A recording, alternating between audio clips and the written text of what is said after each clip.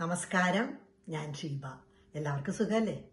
ഇന്ന് നമ്മൾ ഉണ്ടാക്കാൻ പോണത് മധുരദോശ. കുട്ടികൾ വൈകുന്നേരം സ്കൂൾ വിട്ട് വരുമ്പോൾ ഉണ്ടാക്കി കൊടുക്കാൻ പറ്റിയ ഒരു ഐറ്റം, വളരെ സിമ്പിൾ ആയിട്ടുള്ള ഒരു ഐറ്റം. അപ്പൊ നമുക്കത് എങ്ങനെ ഉണ്ടാക്കണമെന്ന് നോക്കാം. അപ്പൊ നമ്മുടെ മധുരദോശ ഉണ്ടാക്കാനായിട്ട് ഞാൻ 2 കപ്പ് പച്ചരിയാണ് എടുത്തേക്കുന്നത്. 2 കപ്പ് പച്ചരി, സാധാരണ പച്ചരി, റേഷൻ കടയിലെ പച്ചരി ഉപയോഗിക്കാം. ആ പച്ചരി ഒരു 3 മണിക്കൂർ വെള്ളത്തിൽ കുതിർത്തി നന്നായി കഴുകിയിട്ടാണ് കുതിർത്തിയത്. എന്നിട്ട് വെള്ളമൊക്കെ വാർത്ത് കളഞ്ഞ് വെച്ചേക്കണതാണ്. അപ്പൊ അതിനെ നമ്മളൊരു മിക്സിയുടെ ജാറിലേക്ക് ഇട്ട് കൊടുക്കുകയാണ്. അപ്പൊ ഇനി 2 പഴം എന്ന് പറഞ്ഞാൽ ഇത് റോബസ്റ്റയാണ്. അപ്പൊ പാളയംകുടം പഴം ആണെങ്കിൽ ചെറുതായിരിക്കുമല്ലോ അധികം. അപ്പൊ 3-4 പഴം എടുക്കാം. ഞാലിപ്പൂവനാണെങ്കിൽ 3-4 എടുക്കാം. ഇത് റോബസ്റ്റ് ഇത്തിരി വലുതായതുകൊണ്ട് 2 പഴമാണ് എടുത്തിരിക്കുന്നത്. അപ്പൊ അതിനാദ്യം നന്നായി ഉടച്ചിട്ട് വേണം നമ്മൾ അരയ്ക്കാനായിട്ട് എടുക്കാനായിട്ട്. അതല്ലെങ്കിൽ അത് ഇങ്ങനെ എന്താ പറയുക, കട്ടയായിട്ടൊക്കെ ഇങ്ങനെ കിടക്കും. അരച്ചു കഴിഞ്ഞാലും അരി അരഞ്ഞു കഴിഞ്ഞാലും ഇത് അരഞ്ഞിട്ടുണ്ടാവില്ല. ഇതിന്റെ നാരൊക്കെ ഒന്ന് കളഞ്ഞ്, അപ്പൊ പഴം ഉടയ്ക്കാൻ ഏറ്റവും നല്ല മാർഗം എന്താന്ന് വെച്ചാൽ ഈ ഫോർക്കാണ്. ഫോർക്ക് വെച്ചാണ്ട് വൃത്തിയായിട്ട് നമുക്ക് ഉടച്ചെടുക്കാം.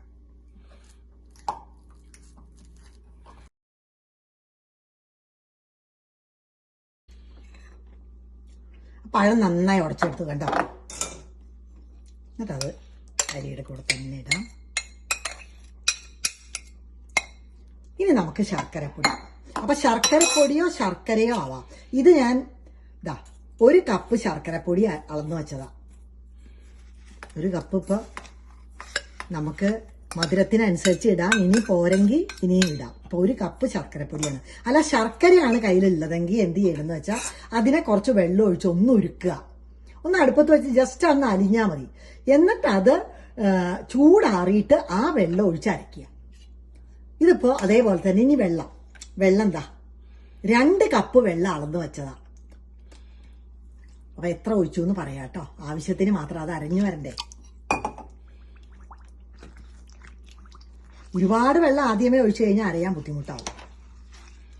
ഇത് അരഞ്ഞിട്ട് നമുക്ക് പിന്നെ ഒഴിക്കാം. ഒരുവിധം അരവാണ്. ഒരു 2-3 ഏലക്കായും ഇടുക.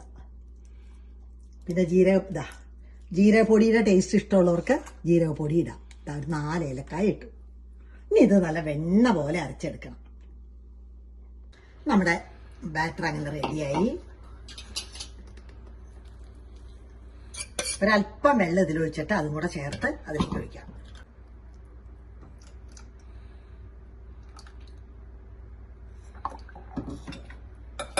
ഒരു 1/4 ടീസ്പൂണ് ഉപ്പും ചേർക്കണം. കണ്ട, മാവ് ശരിക്ക് ദോശമാവിന്റെ അയവില് വരണം. 1 കപ്പും 2 ടേബിൾ സ്പൂണും കൂടെ വെള്ളമാണ് ആകെ ചേർത്തിരിക്കുന്നത് മൊത്തം അരയ്ക്കാനായിട്ട്. ഇനി ഈ മാവ് ഇങ്ങനെ തന്നെ ഒരു 4-5 മണിക്കൂർ വെളിയിലിരിക്കട്ടെ. എന്നിട്ട് കുട്ടികൾ സ്കൂളൊക്കെ വിട്ട് വരുമ്പോഴത്തേക്ക് നമുക്ക് ചായക്ക് ഉണ്ടാക്കി കൊടുക്കാൻ പറ്റും. ദോശക്കല്ല് വെച്ചിട്ട് ഉണ്ടാക്കാം. അപ്പൊ ഒരു 4-5 മണിക്കൂർ വെളിയിലിരുന്നാൽ മതി.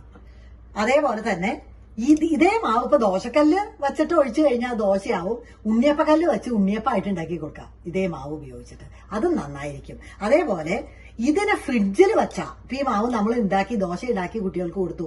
ബാക്കിയുള്ള മാവിനെ അങ്ങനെ അടച്ചു വെച്ച് ഫ്രിഡ്ജിൽ ഒരു 10 ദിവസമോ 12 ദിവസമൊക്കെ സുഖമായിട്ട് ഒരു കേടുമില്ലാതെ ഇരുന്നോളൂ. അപ്പൊ എപ്പോ വേണമെങ്കിലും വൈകുന്നേരം കുട്ടികൾക്ക് അപ്പോ ദോശയോ ഉണ്ടാക്കി കൊടുക്കാൻ പറ്റും. അപ്പൊ നമ്മുടെ ബാറ്റർ ഒരു 5 മണിക്കൂറായിട്ടുണ്ട്.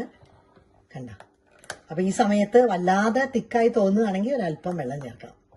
ഇത് കുഴപ്പമൊന്നുമില്ല, പാകത്തിലുള്ള അയവൊക്കെ ഉണ്ട്. നമുക്ക് ദോശ ഒഴിക്കാം. ദോശക്കല്ല് ചൂടാവാൻ വെച്ചിട്ടുണ്ട്.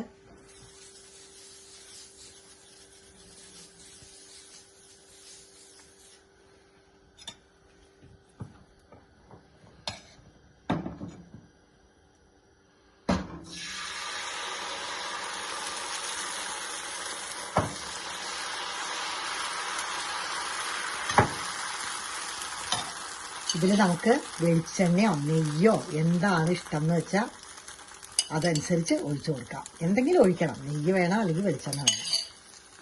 ഒന്ന് അടച്ചു വെച്ചാൽ നന്നായിരിക്കും.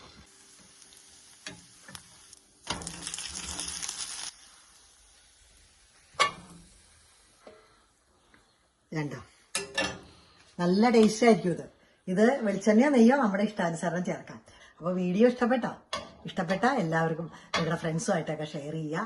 നിങ്ങളുടെ വിലയേറിയ അഭിപ്രായങ്ങളും നിർദ്ദേശങ്ങളും കമന്റ് ബോക്സിലൂടെയോ ഇമെയിൽ വഴിക്കോ ടൈപ്പ് ചെയ്യുക. പുതിയ വീഡിയോ ആയിട്ട് ഉടനെ വരാം. നന്ദി, നമസ്കാരം. എല്ലാവരും എപ്പോഴും സന്തോഷമായിരിക്കും കേട്ടോ.